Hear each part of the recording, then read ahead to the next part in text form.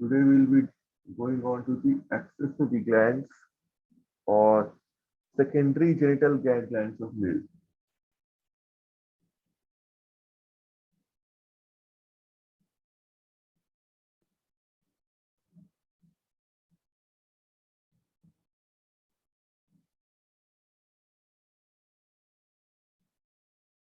Glands of male. Now, if we talk about that, what could be the secondary genital glands? Primary are the sperm, we all know, right? Because primary are the testes because they all produce sperm. And in case of female, primary are the ovaries because they produce ovum. That is fine. But after that, what should be the case? You can tell. Secondary glands. What could be the secondary glands? So prostate gland. Prostate gland. Good. So one is prostate gland, another is seminal vesicle. You also have bulbourethral. That is known as the Cowper's gland. Okay. There are three glands like that. So we have the seminal vesicle, we have the prostate gland. Okay. Number one is seminal vesicle. The number two is Mr. Prostate, which is present in males. And mostly you can get prostate cancer later on. I'll tell you what prostate cancer is. And then you have the Cowper's gland or the bulbourethral.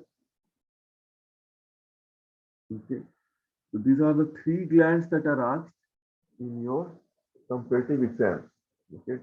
A lot of times these questions are asked in your NEET examination. What are the three special accessory glands and what do they secrete? Okay, so these kinds of questions. Master column type. Mostly the master column type questions are asked from this part. Okay.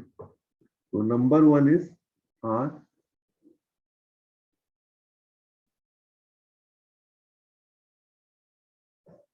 we have the something known as seminal vesicle. Okay, very common gland. Sometimes people get confused. So these are one pair of elongated glands. If we talk about seminal vesicle, one pair of elongated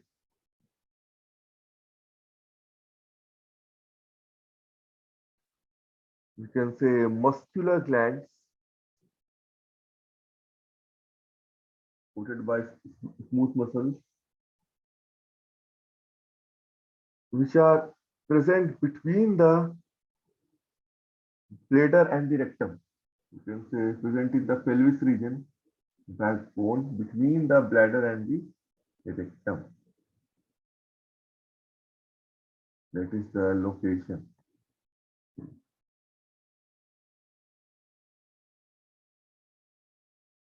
Now, they are ducts together.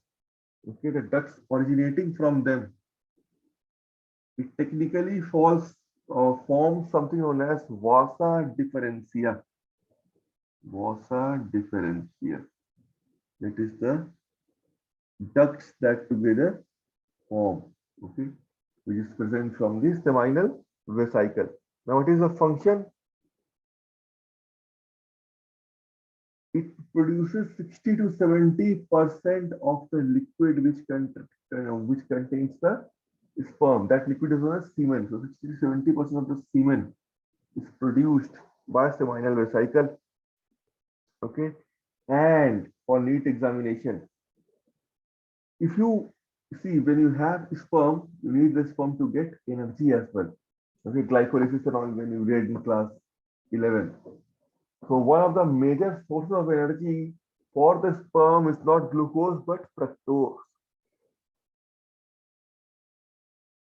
So it will provide sperm what? Fructose for glycolysis. Fructose can also enter glycolysis because fructose can be phosphorylated to fructose 6 phosphate. Glucose 6 phosphate becomes fructose 6 phosphate via isomerization, if you remember. Then fructose 6 phosphate becomes fructose 1,6 bisphosphate. So it just you can directly make fructose 6 phosphate. It can make or you can make it enter glycolysis. Okay, it is fructose. Now, then citrate. Then you can say prostaglandins.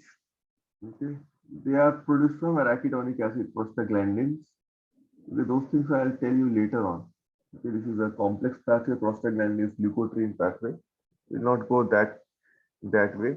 Okay, so mainly you consider learning about fructose and citrate. Okay, don't worry about prostaglandins because these are given in some books, but the formation is little bit tough. Okay, so if offline starts, whenever it starts, then I'll explain what is prostaglandin, what is leukotriene pathway, COX plus LOX pathway from arachidonic acid. Okay, till then just hold on. Okay, now we come to the next one that is known as the prostate gland. We have something known as the prostate gland.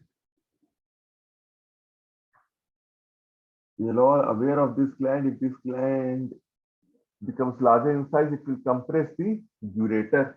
Then we cannot properly urinate because ureter is getting compressed. So the thing is, it's a large,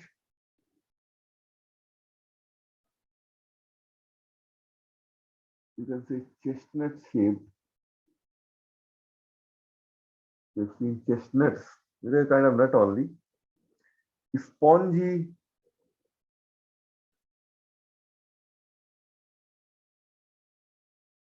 lobular gland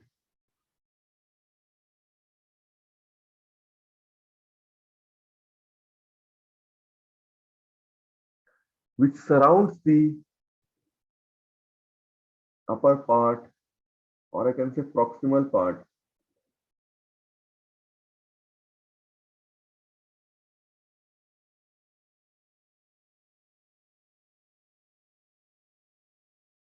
of urethra.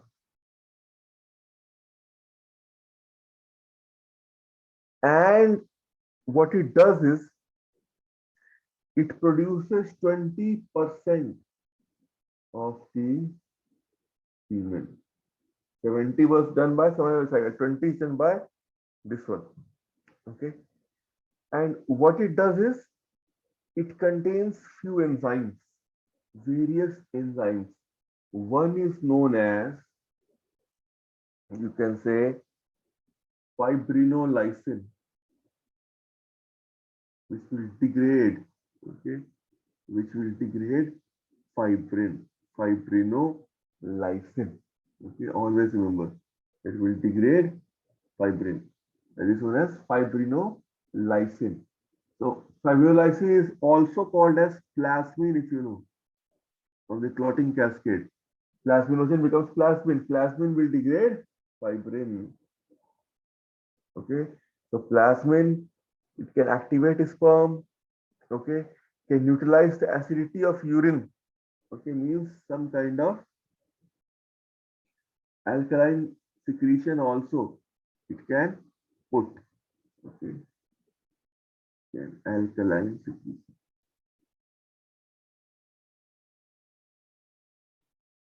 it can put. Okay, means that will adjust vaginal pH.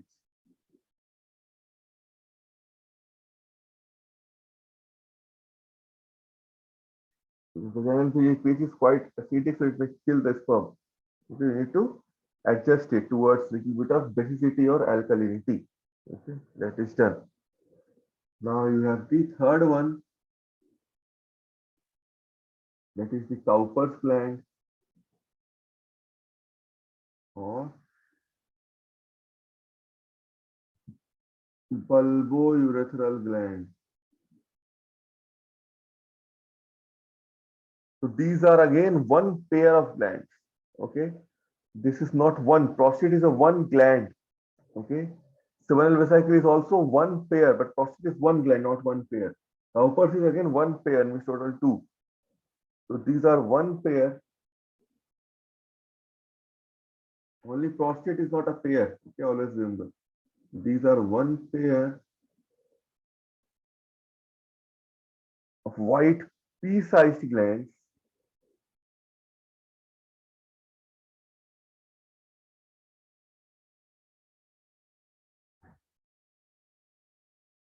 Pea-sized lobular glands. Their function is they also secrete mucus-like alkaline substance.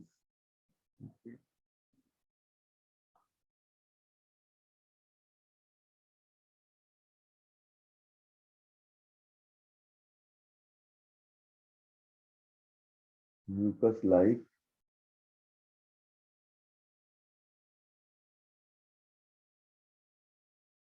alkaline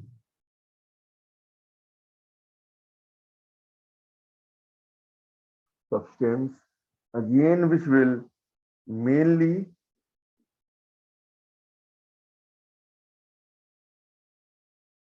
neutralize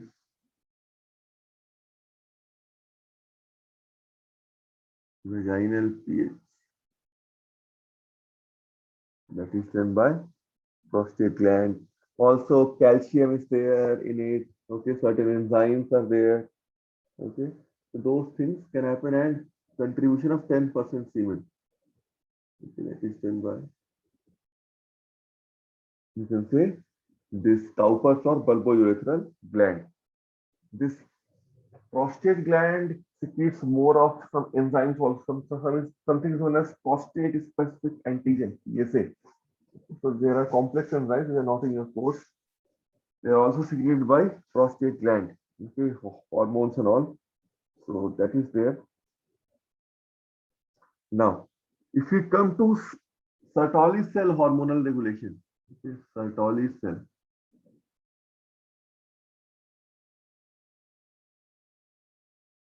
hormonal regulation.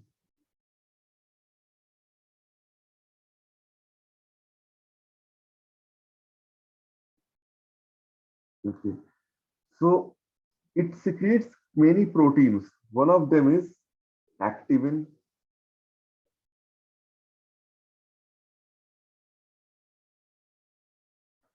Activin is also known as androgen binding protein.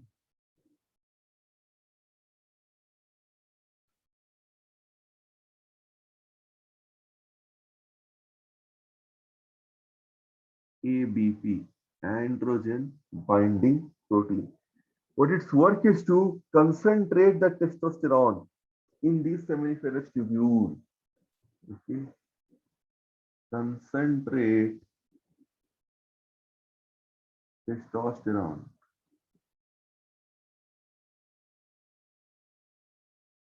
in the seminiferous tubule. Okay. Now, one more protein it secretes is something known as FSH. Sorry, inhibin. Okay, that will suppress FSH. Inhibin is a protein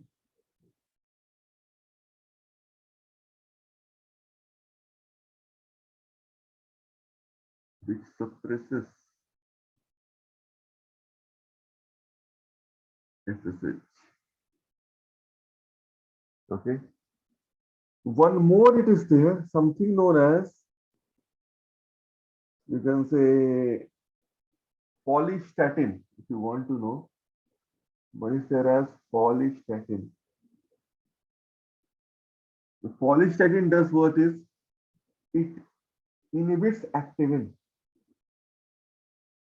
thereby it has a closer role of, which is related to inhibin only. That could also be present. If you want to see, okay, the pathway. Anurag was asking about the pathway, I think, regarding the sperm Sertoli cell pathway, hormonal. So, if you have hypothalamus, okay, arcuate nucleus, I'm not writing the nucleus here. Arcuate nucleus will do what? GnRH, it will go to where? Anterior pituitary or adeno hypophysis via portal circulation into the gonadotropes. They will release two hormones, FSH, ALH. Okay. FSH will go directly to the Sertoli cells in case of males.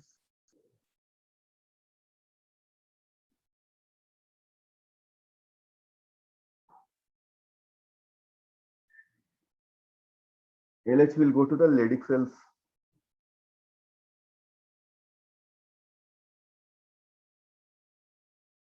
Okay. That is our testosterone will be produced by Leydig cells. Now, Sertoli cells will do what? Stimulate spermatogenesis.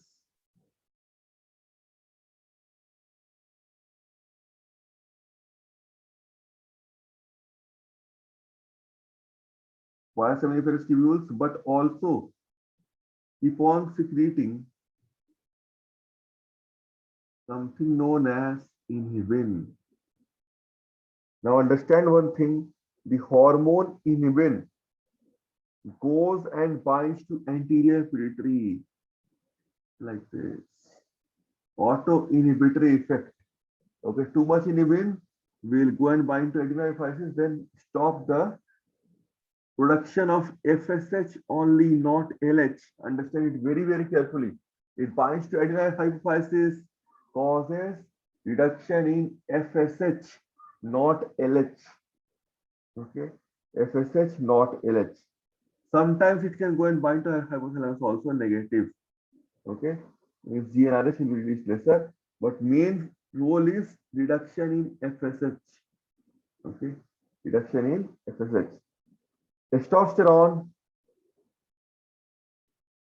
can go and bind to again hypothalamus or this one, and mostly it will cause LH, you can say minus. Okay, too much of this will have negative feedback loop. This is known as general negative feedback loop.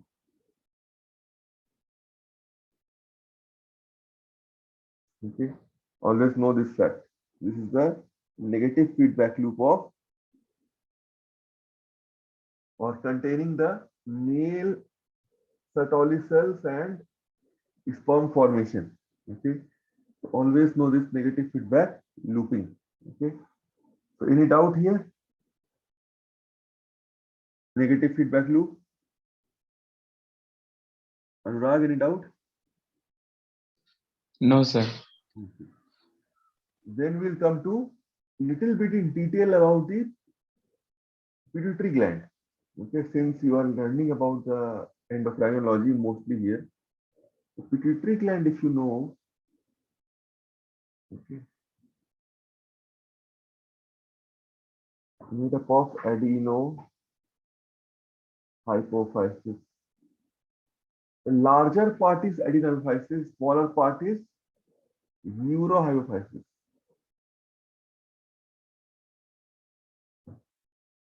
Means what is made up of mainly neurons, it is not made up of neurons, this one. This is made up of some adrenal cells.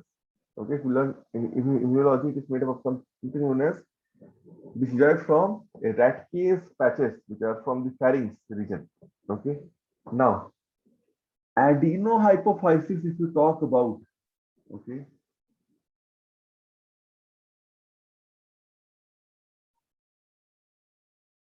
is made up of three regions. One is pars distalis,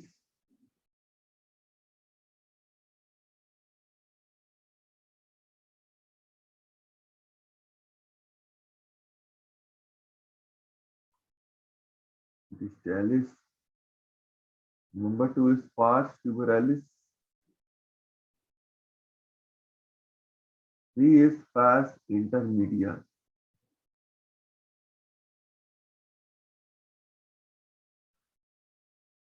Okay.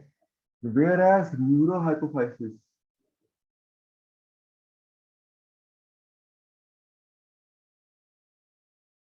is made up of pars nervosa.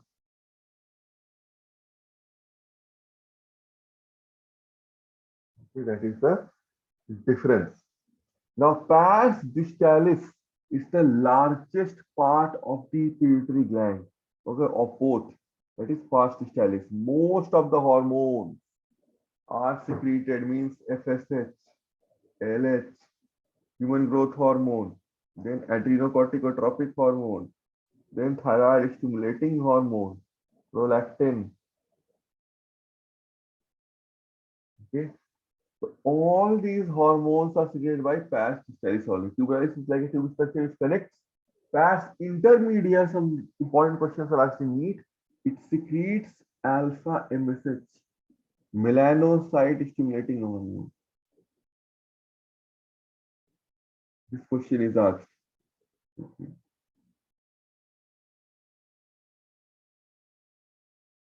Then pars nervosa will store, not secrete, secreted by hypothalamus. Okay, paraventricular nucleus. It stores the vasopressin, also known as ADH, antidiuretic, and oxytocin. So I told you there's a theory that if we have a tumor in the pituitary gland, and if the tumor is fortunately present in the posterior or neurohypophysis, then it can be, okay, then it can be directly removed. Okay, it can be removed, and still we can live kind of normal life by taking, we can say, oxy, mainly this one, vasopressin injection. Will be suffering from what then? Will be suffering from a disease which is asked in NEET examination. If you lose your posterior pituitary or neurohypophysis, what disease will you be having automatically? Can you tell? Suppose there's a tumor, it has to be cut out. There is no neurohypophysis, means there is no oxytocin, vasopressin now. So what is the disease which will be caused? Okay. Disease will be due to no neurohypophysis.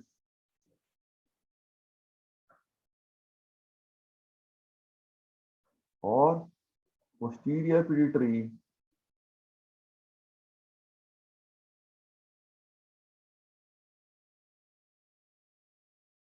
gland. The disease will be no ADH or vasopressin. Mainly we'll talk about this. The disease will be diabetes insipidus, not mellitus. This diabetes is not related to insulin. What happens is you don't have ADH, so there is very, very less or no water reabsorption. No water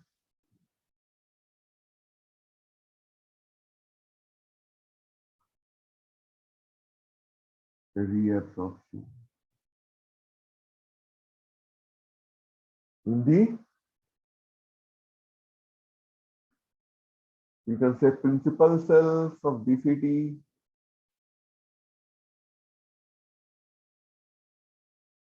and later on collecting duct. Because it induces the expression of what? Aquaporin 2 channels, right? So no water reabsorption. So osmolality of the urine will be very, very high. High osmolality means very less solute. You will be losing a lot of water. Losing a lot of water means what? Your osmolality of the blood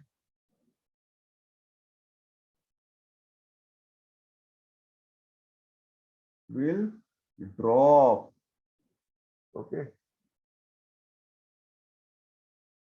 so like that. So I'll tell you the theory. The osmolality osmolality of urine. Okay, it may be not 1200, it will be around 300, 400, or even 200. Okay, 200 to 300 milliosmol per liter. That means it is very, very dilute. Okay, normally if you are reabsorbing, the osmolality can be 1200 also. Okay, 1200 means high osmolality, means it is concentrated urine. Okay, but this will not happen. This kind of urine will come out because there is no ADH, no water reabsorption, all water is here, so urine is dilute, less osmolality. Now osmolality of the blood will be what? All the water is coming out, osmolality of blood should remain 298 to 300 milliosmol per liter, but all the water is coming out. Blood osmolality may increase to 600 to 700. Okay, blood may become very, very viscous. Heart will have hard time pumping it. We can die due to organ failure. Okay, so we need to drink a lot of water.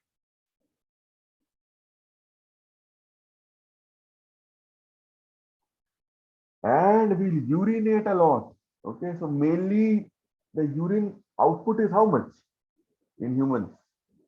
1.5 liter per day or 1500 ml per day. With no ADH, urine output could be 6 to 7 liter per day. Just imagine. So normally we need to drink 1.2 to 2 liters of water. Now here you can drink 7 to 8 liters of water. Okay, normally water loss is only that much, only 3 liters. So we take water via, you can say, food, because we need to cook food with water, and mitochondrial oxidative phosphorylation, it generates 300 ml of water almost, and 1200 ml of water if we drink, which we don't perspirate, that is enough for us. 1.2 liter only, not 7 to 8 liters. That is enough for us.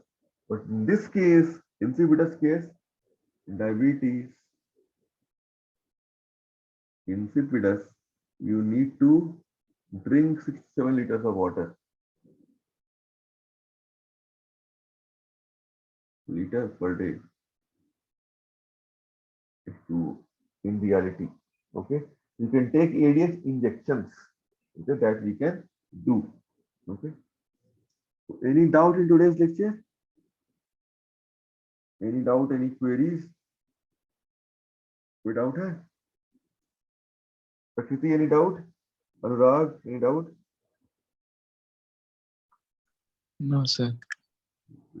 So we'll move on to in the next class to oogenesis completion, spermatogenesis completion. Those have been done. We'll just revise it once again, and then we'll move on to the menstrual cycle. Very, very important, with 3 negative feedback loops.